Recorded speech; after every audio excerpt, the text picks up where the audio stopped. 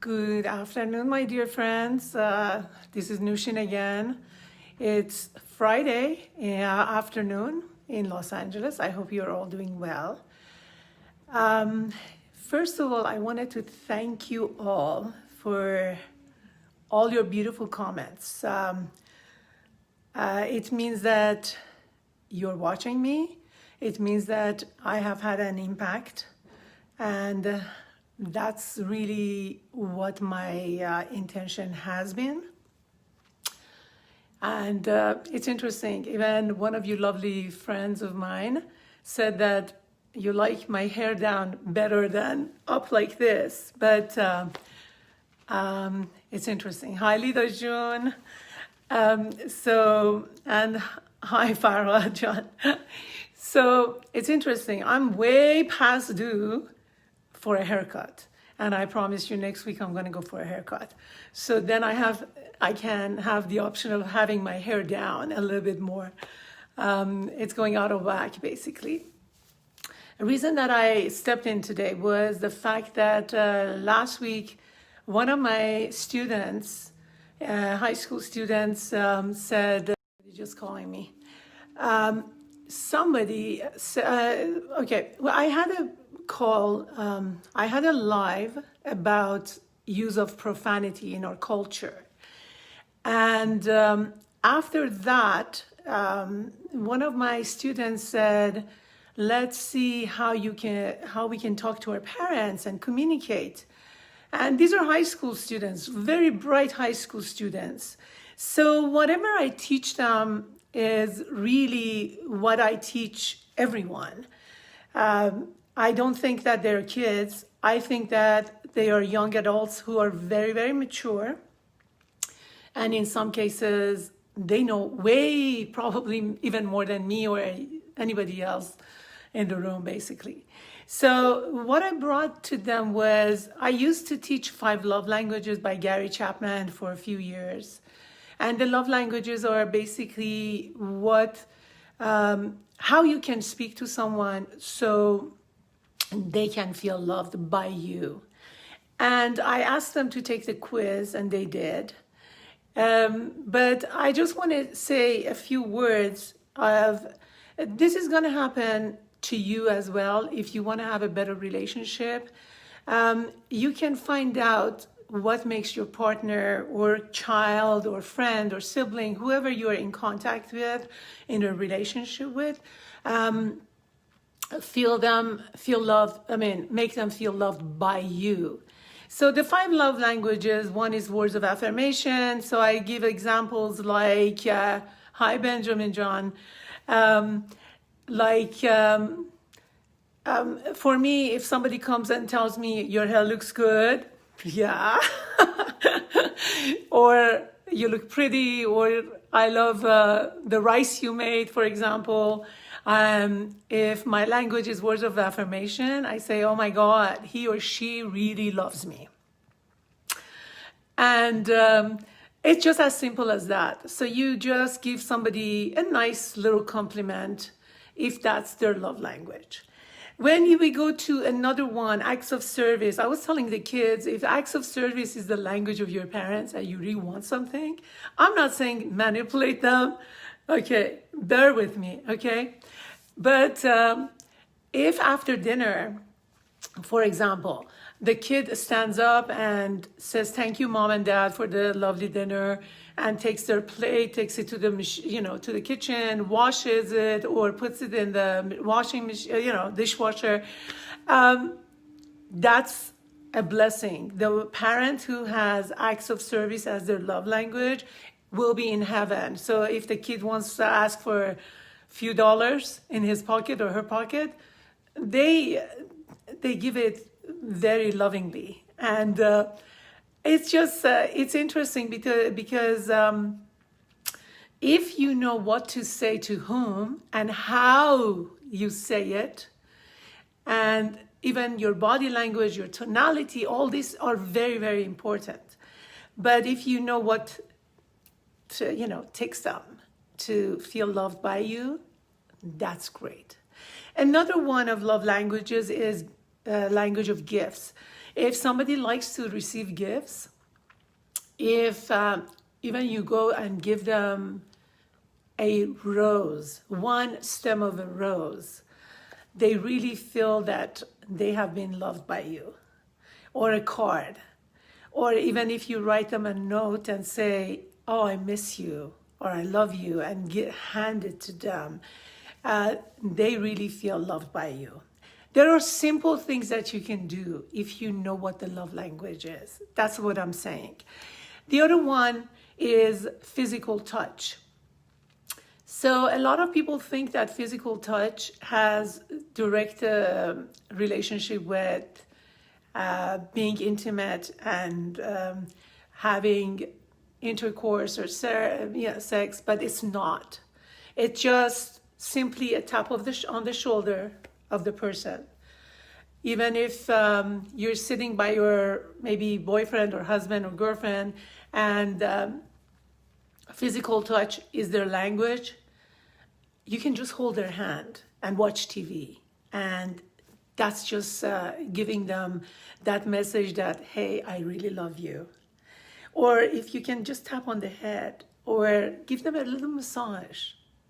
These are ways of showing your love to them in their language of love.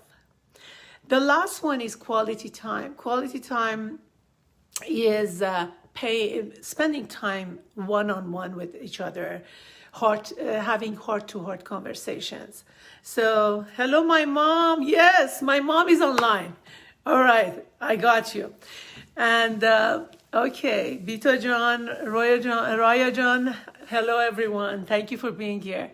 So, there are simple things that you can do to make the other person feel loved by you. And I mean, you can take the quiz online, 5 love languages. I'm not advertising for them, but they are translated in all different languages in the world. So it's been very popular for a long time. I don't know for how many years. Okay, tears of joy, because for the first time my mom is on and I saw it. Usually she comes on, I don't see it. So, hi Susan, hello. So I gave the kids this, and then I told them about my own book and what are most common in relationships that are very easy to do, like if you respect your partner, if you respect your parents, if you respect your kids, siblings, doesn't matter. If you have respect for the other person, if you watch how you say things or what you say, because your tonality and your body language is extremely important. So please just be aware. It's all about awareness of what's going on inside of you and how you are basically, I'm looking for a word, you're reporting it to the other person. So, hi Jake, hi Jacqueline John, how are you guys? So in my book, I talk about respect, I talk about communication. Lack of communication is something that I always say is the killer in a relationship.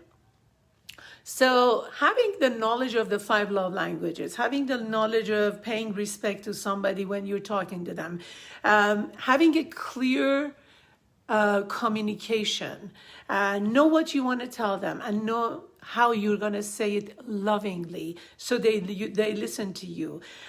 It's going to work with your kids. Definitely. I see that a lot of you who are on have kids. But I mean, I told the kids to do that with their parents and their siblings, and it works. So it can work for you. Being grateful for what you have in your relationship and bringing it to your tongue.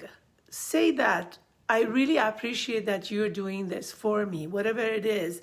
If, for example, your husband went and washed your car or pumped gas for you or bought something, or your wife cooked the best meal and you said, thank you, I really appreciate what you did for me.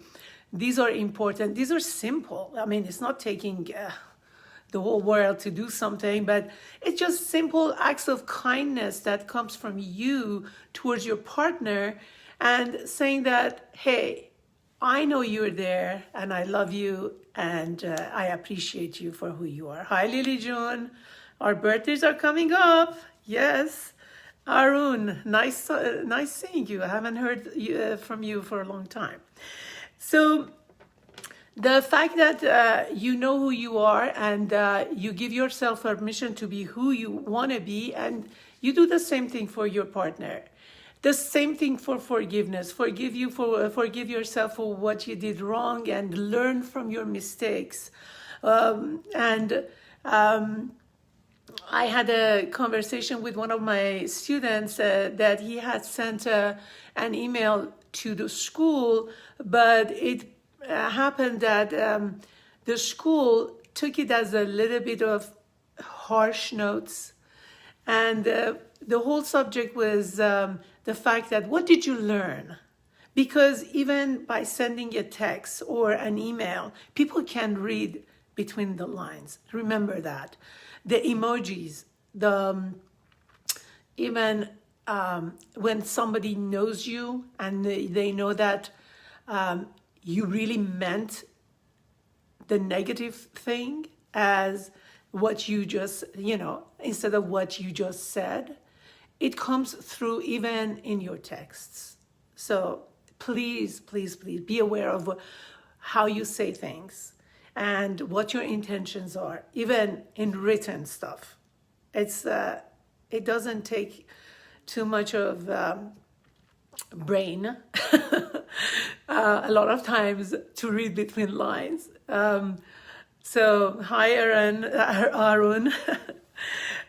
The other one is compromising in your relationship and not sacrificing. It's important, and having trust in your relationship, in your love, in your kids, in your parents, whoever you are. I mean, I was watching this later. I just want you to be, please, please, please be aware of what's going on inside you. A lot of times when people say something and it hurts your feelings, is because you have a lot of unresolved stuff, garbage inside that have been triggered. So if somebody can push your button, it means that that button has to be deal with yourself first, and then start barking at the other person. I know it's hard. It takes a lot of work. We all do that. I have to do that. I know you have to do that. So it's just a note. So anyway, Father's Day is coming up. I'm hoping to be on and wishing everyone a happy Father's Day. So again, I want to thank you for all your beautiful notes and messages. Sometimes I become so grateful and humbled that I cannot find words to answer you and say thank you. So just want to thank you, and wish you a beautiful, beautiful weekend, Father's Day weekend. Enjoy for everyone who has a father around, and who is a dad. And some of our beautiful friends are going to be dads soon for the first, second, third time. So happy Father's Day soon. And let me just say, Cici June, oh my God, I love you. And Mitra John. So all of you that you're here, and Sabrina Turkan, you just had a birthday. Happy birthday. So I'll come back soon. Enjoy your weekend, and I love you. And as always, send me your messages. Love you all.